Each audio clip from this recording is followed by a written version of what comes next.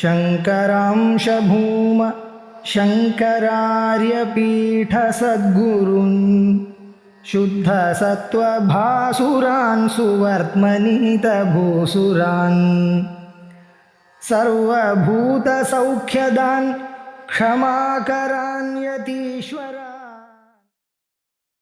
श्री गुरुभ्यो नमः।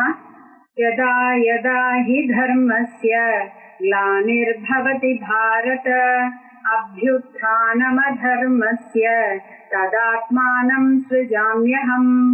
எப்பொழுதெல்லாம் தர்மம் அழிந்து அதர்மம் தலை தூக்குகிறதோ அப்பொழுதெல்லாம் நான் இந்த பூமியில் தர்மம் ஓங்குவதற்காக அவதரிக்கிறேன் அப்படின்னு பகவான் ஸ்ரீகிருஷ்ணர் பகவத்கீதையில நமக்கு சொல்றார். இப்ப அவதாரம் அப்படின்னா என்னதுன்னு பார்த்தோம்னா, சம்ஸ்கிருதத்துல அவதரதி இது அவதாரஹா, அவர் இறங்கி வரார், அதனால அவதாரம் அப்படின்னு சொல்றோம். அவர் பிறந்தார் அப்படின்னு சொல்றது இல்ல, அவதாரம் எடுத்தார் அப்படின்னு சொல்றோம். எங்கிருந்து இறங்கி வரார் அப்படின்னு பார்த்தா, அவர் ஒரு பரிபூர்ணமான ஆத்மஸ்திதியில இருக்கார். அதுல விட்டுட்டு இறங்கி வராரா அப்படின்னா அப்படின்னு இல்ல, அந்த பரிபூர்ண ஸ்திதி அப்படியேதான் இருக்கு. அதுல இருந்து அவர் சகுணமா இந்த வியாவகாரிக உலகத்துல ஜனங்களுக்கு உத்தாரணம் பண்ணணும் அப்படிங்கிற காரணத்துக்காக அவர் வரார். ஜனங்களோட அஜ்ஞானத்தை போக்குறதுக்கும் இந்த சம்சார சாகரத்துல இருந்து அவளை எடுத்து விடுறதுக்குமாக அவர் இந்த பூமிக்கு இறங்கி வரார். பகவான் இந்த வியாவகாரிக உலகத்துக்கு வர்றதுனால மனுஷால் மாதிரியே அவரும் ஒரு சரீரத்தை தாரணை பண்ணிக்கிறார். இத பத்மபுராணத்துல ஒரு சின்ன ஒரு கதை மாதிரி இருக்கு. இப்போ பகவான் விஷ்ணு எப்பவுமே யோக நித்ரையில இருக்காரு, ஆதிசேஷன் மேல படுத்துண்டு. அப்போ மகாலட்சுமி தாயார் கேக்குறாளாம், பிரம்மா சிருஷ்டி பண்றார், சிவன் லயம் பண்றார், நீங்க ஸ்திதியில காரியம் பண்ணிட்டு இருக்கே, ஆனா எப்பவுமே யோக நித்திரையிலேயே இருக்கீங்களே, அப்ப ஸ்திதி காரியம் யார் பண்றது அப்படின்னு கேக்குறாங்க. அப்போ பகவான் விஷ்ணு சொல்றாராம், என்னோட இந்த சங்கு சக்கர கதாதாரியா நீ பாக்குற இந்த முகம்ங்கிறது வெளிவேஷத்துக்கு தான், உள்ளுக்குள்ள ஒரு நித்தியமான ஒரு ஸ்வரூபத்தை நான் எப்பவுமே அனுசந்தானம் பண்ணிட்டு இருக்கேன் அப்படின்னு சொல்றாராம். எப்படி கீதையில மயா அத்தியக்ஷேன பிரகிருதி சூயத்தே சச்சராச்சரம் அப்படின்னு சொல்லியிருக்கு. அவர் இருந்தா போறோம், இந்த எல்லா வஸ்துக்களும் அதுவாவே தன்னாலேயே கர்ம வசத்தினால நடந்துட்டே இருக்கும். அதனால பகவான் நம்மள ஒரு உத்கிருஷ்டமான ஒரு ஸ்வஸ்திதியிலேருந்து அவர் இறங்கி வந்து நம்மளோட தர்மத்தை காக்கிறதுக்காகவும் ஜீவன்களுக்கெல்லாம் வழிகாட்டுறதுக்காகவும் வரார் அப்படின்னு அவதாரம் பண்றாருங்கிறத பாக்குறோம். இப்போ ஸ்ரீமத் பாகவதத்துல இந்த அவதாரங்களை பத்தி எல்லாம் நம்ம பார்த்துட்டு வரோம். அதுல குறிப்பா தசமஸ்கந்தத்துல ஸ்ரீ கிருஷ்ணரோட அவதாரமும் அதுல அவரோட பால லீலைகளையும் பாக்குறோம். கிருஷ்ண ஜனனம் பார்த்தோம், அப்புறம் பூத்தனா, சகடாசுரன், திருநாவர்த்தன் இவாளோட மோட்சத்தையும் பார்த்தோம். அப்புறமா விஷ்ணு விஸ்வரூப தரிசனம் தாய் யசோதைக்கு பகவான் காமிச்சதையும் பார்த்தோம். இன்னைக்கு ஸ்ரீ கிருஷ்ணரை உரல்ல கட்டுறது தாமோதர லீலைன்னு ரொம்ப புகழ்பெற்ற ஒரு லீலைய பார்க்கலாம். இது தசமஸ்கந்தத்துல 9வது அத்தியாயத்துல ஆரம்பிக்கிறது. இப்போ சுகர் ஆரம்பிக்கிறார் இந்த கதையை சொல்றதுக்கு. அப்போ கிருஷ்ணருக்கு 3 வயசு. அம்மா தயிர் கடைஞ்சுட்டு இருக்கா. அம்மா தயிர் கடையும் போது அந்த தயிர் எல்லாம் சிலக்குன்னு சத்தம் போடுறதுதான். அவளோட குண்டலங்கள், உத்தியானத்துல இருக்கிற மணிகள்லாம் கிளிங் கிளிங் கிளிங் சத்தம் போட்டுருந்துருதான். அப்புறம் கையில இப்படி இப்படி அந்த மத்த பிடிச்சு ஆட்டுறதுனால வளையல்கள் எல்லாம் சத்தம் போடுறதுதான். இதெல்லாம் அம்மா பாடிண்டே இருக்கலாம். கிருஷ்ணரோட பால லீலைகள், குறும்புத்தனம், விஷமங்கள் எல்லாம் பாடுறதுக்கு ஒரு எசப்பாட்டு மாதிரி இது பாடிட்டு அம்மா வேலை பண்ணிட்டு இருக்காங்களாம் தாய் யசோதா. அப்போ கிருஷ்ணர் தூங்கிட்டு இருந்த கிருஷ்ணர் எழுந்து வராராம். ஓடி வந்து அம்மா முதுகுல கட்டிட்டு எனக்கு பால் கொடுன்னு கேக்குறாராம். அம்மாவும் அதனால மடியில உட்காந்து வச்சுன்னு பால் கொடுக்குறாளாம். அப்போ அடுப்புல பால் பொங்குறதுக்கு சத்தம் கேட்ட உடனே குழந்தைய இறக்கி விட்டுட்டு அம்மா ஓடுறாளாம். பகவான் கிருஷ்ணருக்கு திருப்தி ஆகலையா, அதனால பயங்கர கோபம் வந்துருக்கான். இந்த சின்ன குழந்தைகள்லாம் உதட்ட பிதிக்கிண்டு பல்ல கடிச்சுட்டு அழறா மாதிரி அவரும் அழுது கோபம் வந்து அந்த தயிர் பானைய உடைச்சு விடுறான். உடைச்சிட்டு அந்த வெண்ணெய மட்டும் எடுத்துட்டு அந்த தயிர்ல கால் படுற மாதிரி நடந்து நடந்து நடந்து பின்னாடி போய் ஒரு உரல்ல போய் உட்காந்துக்கிறாராம். அம்மா வந்து பாக்குறா, தயிரெல்லாம் கீழே சிந்தி இருக்கு. எப்படி சிந்தி இருக்கு அந்த தயிர் அப்படின்னு பார்த்தா பட்டத்திரி சொல்றார்,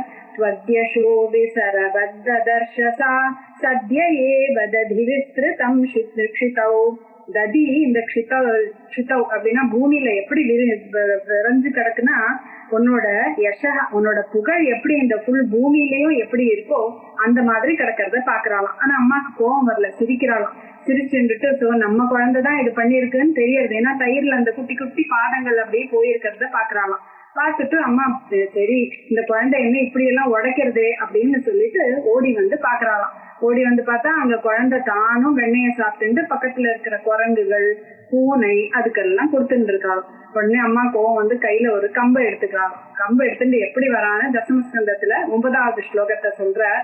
தாமாத்தயஷ்டிம் பிரசமீக்ஷ்ய சத்வரஹா ததோ வருத்யாபசசார பீதவத் கோப்யன்ய தாவன்ன யமாபயோகினாம் க்ஷமம் பிரவேஷ்டும் தபசேரிதம் மனஹா. அபசார பீதவத்து பயந்து ஓடுறாராம். யார் ஓடுறா? கிருஷ்ணர் ஓடுறாராம். எதனால? தாம் ஆத்த எஷ்டின் கைத்தடி எடுத்துட்டு அம்மா ஓடி வரத பார்த்துட்டு பீதவத்து இவர் அபசசார. அப்போ தபசா ஈரிதம் யோகினாம் மனஹ எம் பிரவேஷ்டும் ந க்ஷமம். இந்த தபஸெல்லாம் தவம் பண்ணி பண்ணி பரிசுத்தமான மனசால எந்த யோகிகளுக்காக கூட அவரை பிடிக்க முடியலையோ அவரை பிடிக்கிறதுக்காக இந்த கோபி அன்பதாவதா பின்னாடி துரத்திண்டே ஓடுறாளாம் அம்மா யசோதா குழந்தைய. அம்மா இவர் வேகமா ஓடுறாளாம் அம்மா வராளேன்னு சொல்லிட்டு எப்படியோ அம்மா போய் பிடிச்சு விடுறாளாம். பிடிச்சிட்டு அப்ப குழந்தை என்ன பண்றதா மிரள்றதான். பயந்தா மாதிரி மிரண்டு கண்ணுல இருக்கிற மையெல்லாம் கசக்கிண்டு அழறதான். அழுத உடனே அம்மா சொல்றாளாம் நில்லு ஒன்னு ஒரு கயர் எடுத்து கட்டுறேன் பாரு அப்படின்னு சொல்லிட்டு ஒரு கயர் எடுத்துட்டு வராளாம். யார கட்டுறதுக்காக அவ கையர் எடுத்துன்னு வராளாம். ந சாந்தர் ந பகிர்யஸ்ய ந பூர்வம் நாபி சாபரம் பூர்வாபரம் பகிஷ்சாந்தஹா ஜகதோ யோ ஜகத்சயாயஹ. யாருக்கு? ந அந்தஹ ந பகிஹி ந பூர்வம் ந அபரம். யாருக்கு உள்ளும் இல்லையோ வெளியும் இல்லையோ, யாருக்கு முன்னமும் அப்படின்னு இல்லையோ பின்னமும் இல்லையோ, அந்த மாதிரி ஒருத்தருக்கு இந்த ஜகத்துக்கே அவர் தான் பூர்வமாவும் அபரமாவும் பகிஹியாவும் அந்தகாவும் யார் இருக்காரோ அந்த மாதிரி ஒருத்தரை கட்டுறதுக்காக அம்மா கயர் எடுக்க போறாளாம். நம்ம பகவான் என்ன சொல்றோம்? சத்தியம் ஞானம் அனந்தம்னு சொல்றோம். அனந்தமா இருக்கிற ஒருத்தரை எப்படி நம்மளால கட்ட முடியறது? அவர் இன்னொன்னு சொல்றோம் தேச கால வஸ்து பரிச்சின்ன ரஹிதம் அப்படின்னு பகவான சொல்றது. ஒரு தேசத்தால அவரை நம்மளால கட்டுப்படுத்த முடியாது. நம்ம ஒரு இடத்துல இருக்கோம்னா இன்னொரு இடத்துல நம்மளால இருக்க முடியாது. இந்த காலத்துல இருக்கோம்னா இப்ப 2024 இருந்தோம்னா 1000வது வருஷத்துல நம்ம இல்ல. வஸ்து அப்படின்னா நானா இருந்தேன்னா நான் நாற்காலியா இருக்க முடியாது, வேற ஒன்னா இருக்க முடியாது. ஆனா பகவான் அப்படி இல்லையே. அவர் தேசத்துக்கும் காலத்துக்கும் வஸ்துக்கும் கட்டுப்படாத ஒருத்தரை நம்ம அம்மா வந்து கட்டுப்படுத்துறதுக்கு நினைக்கிறார். கீதையில பகவான் சொல்ற மாதிரி அகம் சர்வசிய பிரபவா மத்த சர்வம் பிரவர்த்ததே, என்னிலிருந்துதான் எல்லாமே உருவாகிறது அப்படின்னு சொல்ற. இந்த இந்திரியங்களாலும் மனசாலையும் அவரை எட்டி பிடிக்கிறது ரொம்ப கஷ்டம். ஒரு பாசகான இந்த இடத்துல கயிறுனால அவரை கட்ட முடியுமா? ஆனா கட்ட முடியும். எந்த மாதிரி கயிறு? பிரேமைங்கிற பாசமோ இல்லாட்டி பக்திங்கிற பாசத்தால மட்டும்தான் பகவான நம்மளால கட்ட முடியும். இது ரொம்ப அழகா பட்டத்திரி சொல்ற 47வது தசகத்துல பந்துமிச்சதி யமேவ சஜ்ஜனஹா சம்பவந்தமை பந்துமிச்சதி சானியுஜ்ய ரஜனா குணான் பகூன் துவயங்குலோ நமகிலம் கிளைக்ஷத. பந்து அப்படிங்கறது இங்க 2 அர்த்தத்துல உபயோகிக்கிறார் பட்டத்திரி. ஒண்ணு சொந்தக்காரர் அப்படின்னு வச்சுக்கணும், இன்னொன்னு கட்டுறது அப்படின்னு.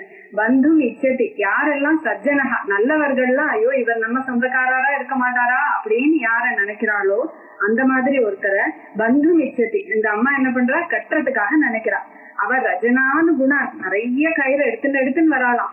ஆனாலும் 2 அங்குலம் எப்பவுமே குறைஞ்சே இருக்கான். இன்னும் கொஞ்சம் கயிறு எடுத்துன்னு வரா. வீட்டுல இருக்கிற எல்லா கயிறையும் எடுத்துன்னு வந்துடுறாளாம் அம்மா.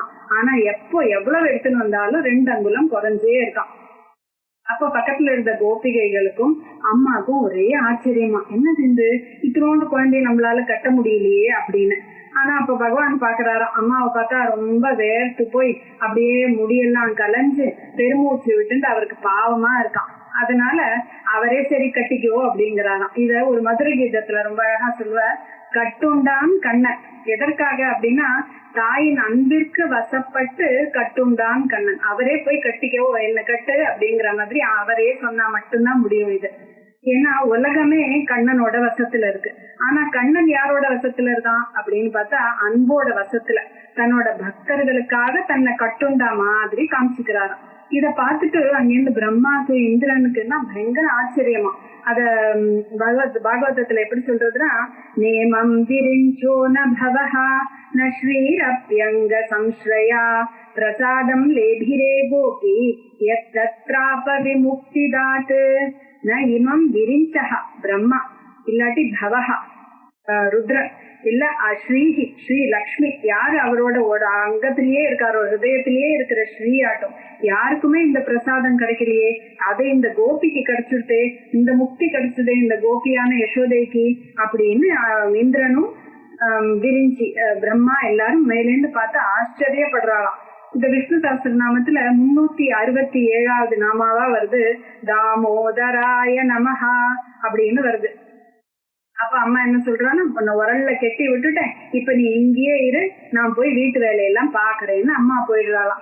பகவான் அப்ப பாக்குறார். நம்ம பகவானுக்கு தெரியாத, அவர் சர்வஜன், அவருக்கு தெரியும் இந்த இது எதுக்காக.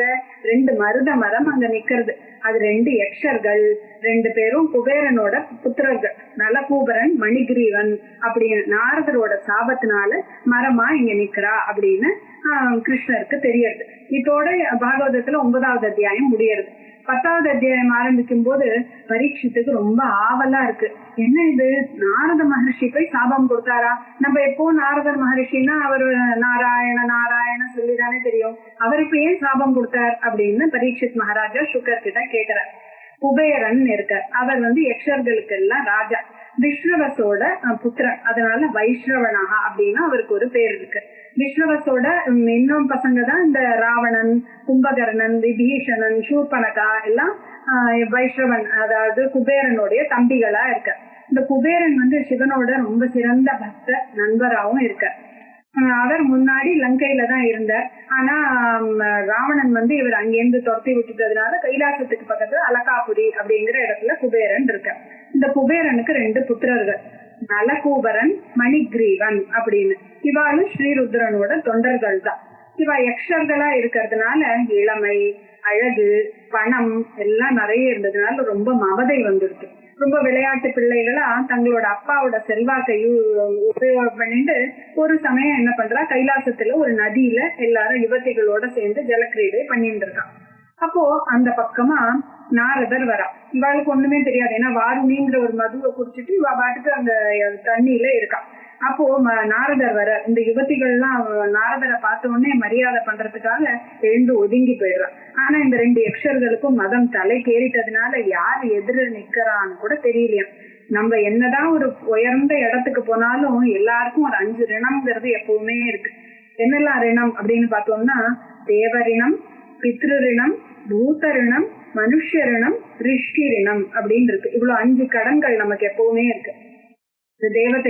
தேவதைகள் இல்லாம நம்ம உடம்புல இருக்கிற இந்திரியங்கள் எல்லாம் வேலை பண்ணணுமே, இல்லாட்டி வெறும் கோகுல இது எல்லாம் கோலக்கம்மா மட்டும்தானே இருக்கும்.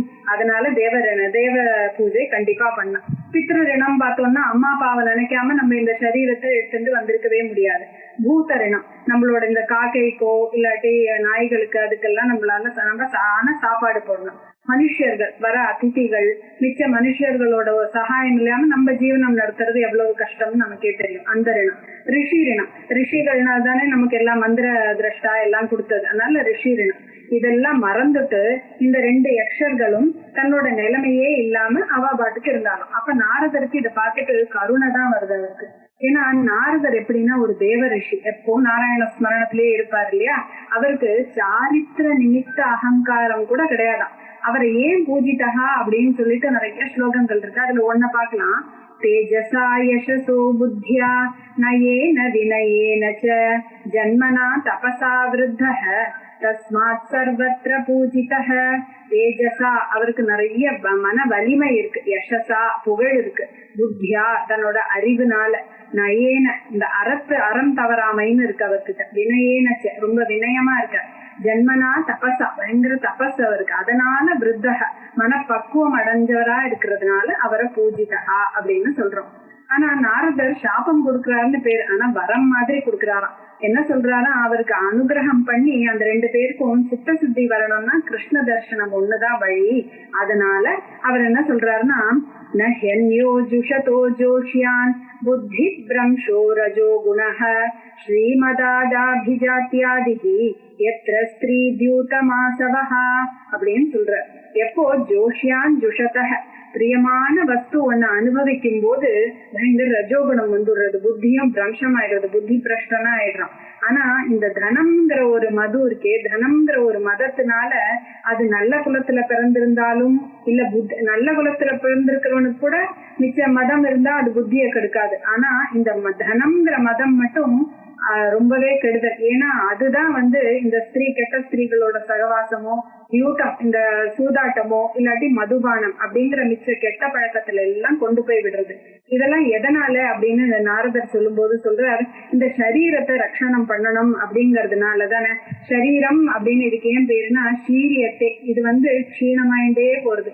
தேகம் சொன்னாலும் தகன யோகியா, இது கடைசியில ஒரு வாட்டி தகனம் தான் ஆகிறது இதுக்கு. ஆனா இந்த சரீர பற்று நமக்கு ஜாஸ்தியா ஆயிட்டேதான் போறது. இது கடைசியில ஒரு நாள் புழுகளுக்கு தீனியா போகலாம், இல்ல சாம்பலா போகலாம், அதுவும் தெரியல. அதுதான் நம்ம பகவத்கீதையில பாக்குறோம், ஜாத்தஸ்ய துருவோ மிருத்யு துருவம் ஜன்ம மிருதஸ்ய. யாருக்கு ஒரு பிறந்த தேதின்னு ஒண்ணு இருக்கோ அவனுக்கு கண்டிப்பா ஒரு இறந்த தேதின்னு ஒண்ணு இருக்கத்தான் செய்யறது இல்லையா. இதெல்லாம் இருக்கும் போது கூட நம்ம தேக நலனுக்காக மற்றவர்களை ஹிம்சை பண்ணறது எப்படி சரியாகும் அப்படின்னு கேக்குறார் நாரதர். இத ஒரு 11வது ஸ்லோகத்துல ரொம்ப அழகா சொல்றார். தேஹ நிமன்னதாத்துஸ்வம் நிஷேக்துர் மாதுரேவச மாதுஹு பிதுஹு வா பலினஹ கிரேதுரக்னேஷு நோபிவா அப்படின்னு கேக்குறார். இந்த தேகா, இந்த உடம்புங்கிறது ஸ்வம் கிம் தனக்கு சொந்தமா, அன்னதாத்துகுவா அன்னம் போட்டு போஷித்தவனுக்கு சொந்தமா, இல்ல நிஷேத்துகு பிறக்க காரணமா இருந்த அப்பாக்கு சொந்தமா, இல்ல மாத்துகு வயிற்ற சுமந்து பெற்ற அம்மாக்கு சொந்தமா, மாத்துகு பித்துகு இல்ல அம்மாவை பெற்ற பாட்டனுக்கு சொந்தமா, தாத்தாக்கு சொந்தமா, பலினஹா பலசாலியா இருக்கிற அரசனுக்கு சொந்தமா, இல்ல கிரேத்துகு பணம் கொடுத்து வாங்கிட்டாங்கிறதுனால அவனுக்கு சொந்தமா, இல்ல அக்னேகே கடைசியா தீக்கு இரையாக போறதேங்கிறதுனால தீக்கு சொந்தமா, இல்ல சுனஹா நாய்க்கு சொந்தமா அப்படின்னு கேக்குற.